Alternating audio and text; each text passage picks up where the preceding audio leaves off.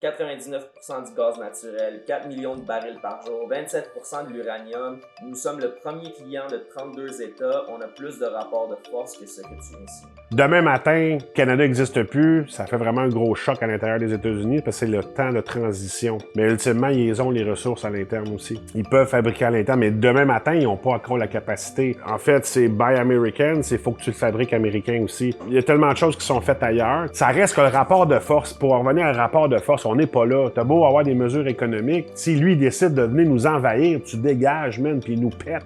Puis il vient toutes les chercher, ces bébelles-là. C'est ça un peu, moi, le rapport de force qu'on a. On a de quoi négocier, mais on n'a pas la force militaire pour riposter. Oui, on a des ressources, je le sais. Puis en plus de ça, il faudrait mentionner que la Chine a commencé à... Écoute, je me souviens plus le nom des matériaux, mais je pense que 4 ou 6 minéraux précieux hyper importants dans la haute technologie. Puis la haute technologie, les Américains sont un des leaders mondiaux là-dedans, que la Chine a décidé de plus leur fournir à cause qu'ils ont mis une surtaxe sur leur auto. Où est-ce que ça se trouve, ces matériaux-là? Canada, mon chum. Fait qu'ultimement, est-ce qu'il y a besoin de nous autres? Définitivement. Il y a beau dire que non, il y a besoin de nous autres, c'est sûr et certain. Il y a tellement d'espace non exploité, toute la roche partout. Il y en a du stock au Canada. En termes de ressources, on est très riche.